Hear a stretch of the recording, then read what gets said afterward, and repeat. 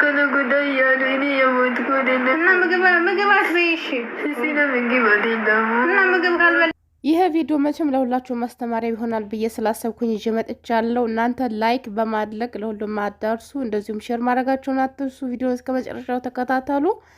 ሰላም ሰላም፣ እንዴት ናችሁ? ውዴ የተከበራችሁ ቤተሰቦች ደህና ናችሁ? እኔ ያለሁ እግዚአብሔር ይመስገን። እናንተም በያላችሁበት ዓለም ቅርንጫፍ እንደየሰዓታችሁ አቆጣጠር የነጋባችሁ የመሸባችሁም የረፈደባችሁም ሰላማችሁ በክርስቶስ ብዝት ትርፍርፍ ይበልኝ እያልኩኝ ዛሬ እንግዲህ ይዤላችሁ የመጣሁት እንግዲህ ታችንን መግቢያው ላይ ታችኋታል። ቀንጨብ አድርጌ ያስገብቼላችኋለሁ ማለት ነው። ወይ ቪዲዮውን ወደ ውስጥ ወደ መሀል ያስገባላችኋለሁኝ።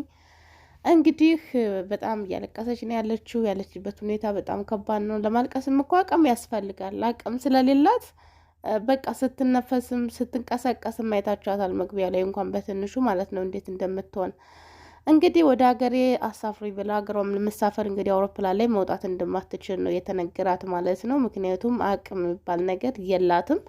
እንደሚታወቀው አውሮፕላን ላይ ለመውጣት ብዙ ነገር ያስፈልጋል። ሴት እንኳን ነፍሰ ጡር እርጉዝ ከሆነች ከ7 ወር ከ6 ወር በላይ አውሮፕላን ላይ ወጥታ መሄድ አትችልም። የትኛውም ሀገር አይፈቀድም። ግዴታ እስከ 6 ወር ድረስ ነው መንቀሳቀስ የምትችለው ማለት ነው። ብዙ ሰው ይናገራል፣ ይለፈልፋል። እኛ ግን ተግባር ላይ ዜሮ ነን። ጠዋት ተነስታችሁ ምግብ ብሉ አቅም ይኖራችሁ ሲባል የእኛ ልጆች ደግሞ ጠዋት ተነስተው እንስካፌ ነው። እንስካፌ ደግሞ በጣም ብዙ በሽታ እንደሚያስከትል ብዙዎች ተናግረዋል። እንስካፌ ጠዋት ተነስታችሁ አትጠጡ እያሉ ብዙዎች ይናገራሉ። ግን እኛ አንሰማም። ጠዋት ተነስተን ለመነቃቃት ለሁሉም ነገር ለስራው ነው የምንጨነቀው። ነገ ጠዋት እንደዚህ አቅም ካነሰሽ ማንም ሰው አይፈልግሽም ማለት ነው። ልጅ አሁን ሌላ ሰራተኛ አምጥተዋል ሰዎቹ። ልጅቷ ኦልሬዲ ከመጣች ወደ 6 ወሯ ነው። ስራ መስራትም አልቻለችም። ምግብ ስለማትበላ ከአቅሟ በላይ ስለሆነ ሁሉም ነገር እነሱ ሌላ ሰራተኛ አምጥተዋል። አሁን እንግዲህ ወደ ሀገር እንኳን ለመላክ ነገ ዛሬ እያሏት ነው ያሉት ማለት ነው። እሷ እንግዲህ እየሞትኩ ነው እነሱ ነገ ዛሬ እያሉ ነው ያለችው። ደሞዝም አልተሰጣትም፣ ምንም ነገር አላገኘችም እስካሁን ድረስ። ቢሆንም ወደ ሀገሯም ሊልኳት ፈቃደኛ አይደሉም ነገር ዛሬ እያሉ። እነሱ ግን ሌላ ሰራተኛ አምጥተዋል። ምክንያቱም እሷ መስራት ስለማትችል ማለት ነው።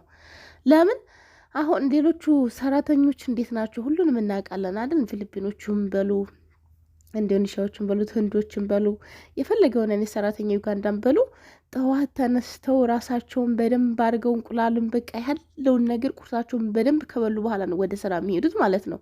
እኛም ሀገራችን አሁን ጠዋት 3 ሰዓት ላይ ተነስተን መደበኛ ቁርስ እንበላለን። መደበኛ ቁርስ ማለት ነው ጾም ካልሆነ በስተቀረ ሀገራችን ላይ በቀን 3 እንመገባለን። ሰዓታችንን ጠብቀን የፈለገው ነገር ቢሆን ያለውን ነገር ቤት ውስጥ በቀን 3 እንበላለን። ይቺ 3 ምግብ ምንም ቢሆን ራሱ አታልፈንም። እራትም ቁርስም ምሳም አናሳልፋትም። ሌላው መክሰሱ ምናምን ቅንጦት ቢሆን እንኳን ማለት ነው። ታዲያ እዚህ አረብ ሀገር መጥተን ምንድነው ችግራችን? ጠዋት ተነስተን ማንበላው ስራው ቶሎ እንዲያልቅ ለስራው በጣም በመጨነቃችን ሰዎቹ እንዲወዱ ሊሆን ይችላል። ለተለያዩ ነገር ለማሽቃበጥ ማለት ነው። ጉልበት ካለች ትወድሻለች፣ ከሰራሽ ትወድሻለች፣ ጥሩ ሰው ከሆንሽ ትወድሻለች። ጉልበት ሲኖርሽ ብቻ ነው ግን የሁሉ ነገር። ካልሰራሽ ማን ነው የሚወድሽ? የእውነት ብዙዎቻችሁ በጣም ትገርሙኛላችሁ። እስቲ አንድ ቀን እንደው ዝም ብላችሁ እንኳን ሳያማችሁ አመሜ ብላችሁ ተኙ። አያስተኛችሁም። ስለ እውነት በእርግጠኝነት ነው የምነግራችሁ። ማንም ሰው አይፈልግሽም። ጉልበትሽ ነው የሚፈልገው፣ ጤናሽ ነው የሚፈልገው። ጤና ከሌለሽ ጉልበት ከሌለሽ ምን ትሰሪላታለሽ አንቺን እንዴ? እኔ እኮ ግርም ነው የሚለኝ ጠዋት ተነስታችሁ አሁን ንስካፌ ፈላ ውሃ በዚህ በሀገር ሙቀቱ ራሱ በጣም ከባድ ነው። በዚህ ሙቀት እንግዲህ ጠዋት ተነስቶ እንስካፌ፣ ቀን እንስካፌ፣ ማታ እንስካፌ፣ 10 ሺህ ጊዜ እንስካፌ። በጣም ብዙ ልጆች እንስካፌ ላይ ናቸው። በጣም ብዙ ልጆች። ከዚህ ደግሞ ሻይ በዴላ በጠርሙስ አንዴ ይፈላን ይቀመጣል። እሱና ስር እየቀዱ መጠጣት። እኔ ግርም ነው የምትሉኝ ማለት ነው። ምንድን ነው ጥቅሙ? ንስካፌና ሻይ ላይ ትኩረት አድርጋችሁ ምግብ እማትበሉ ልጆች ለራሳችሁ ማሰብ አለባችሁ። ነገ ለቤተሰቦቻችሁም ሸክም፣ ለእናንተም ደግሞ ጤናችሁ ተጓድሎ በጣም ከባድ ህይወት ከማሳለፋችሁ በፊት ጠዋት ተነስታችሁ ምግብ ብሉ በስነ ስርዓት። ምግብ እንኳን ባይበላችሁ እንስካፌ ምናምን ጠዋት ተነስታችሁ አትጠጡ። በእውነት ምግብ ደግሞ ካስለመዳችሁ መልመዳችሁ አይቀርም። ምናልባት ደስ ያላችሁን ነገር ጠዋት ያመራችሁን ነገር ሰርታችሁ ብሉ። ስራ ጉልበት ሲኖርሽ ጤና ሲኖርሽ ነው የምትፈለጊው የምትሰሪው። ሴትዮዋም የምፈልግሽ ሁሉም ሰው ማንም ሰው የሚፈልግሽ ጤና ሲኖርሽ ነው። ጤና ከሌለሽ እንደዚህ እንደ ቆሻሻ እንደዚህ እህታችንን አይታችኋታል መቼም። እነሱ ሌላ ሰራተኛ አምጥተዋል። እሷን ዞር ብሎ የሚያሰው እንኳን የለም ማለት ነው። ነገ ሙት ዛሬ እያለች ነው እሷ እየተጠባበቀች ያለችው። የሞቷን ቀን ነው እየጠበቀች ያለችው ማለት ነው። ማንም ሰው አላዘንላትም። ጉልበትን መበረባት ሰዓት አሰሯት፣ ደሞዝም አልከፈሏትም። አሁን ይክፈሏትም አይክፈሏትም አይታወቅም። ወደ ሀገሯ እንኳን እንዳትሄድ ያው ብርም የላትም። እነሱም እንግዲህ ትኬት ቆርጠው አላሳፈሯትም። በዚህ ሁኔታ ላይ ያለችው ማተነፋፈሷ ምኗን ቀንጨብ አድርጌን ያስገባላችሁ። እውነት በጣም የምታሳዝነው አየሰው ሀገር አይ ስደት።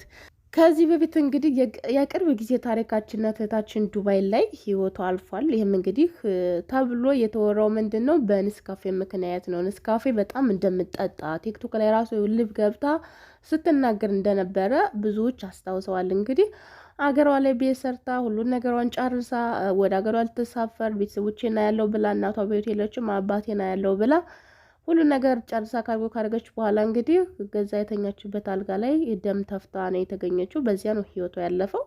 እንግዲህ በርካቶች ብዙ ተወርቷል በጊዜው። እኔም መረጃውን አውጥቼላችሁ ነበረ። ብዙ እንዴት ነው አሟሟቷ ብለው ራሱ የጠየቁትን ሰዎች ለምን ትጠይቃላችሁ ምናምን በሚል ሁኔታ እነ ሮሚ እንግዲህ ብዙ ጭቅጭቅ ነበር በእሷ ልጅ ምክንያት። ለምን ራሷ እንደዚህ ታማ ህይወቷ ካለፈ ደግሞ ከየት መጣ ምናምን የሚባለው ነገር ብዙ ሲያጨቃጭቅ ነበር።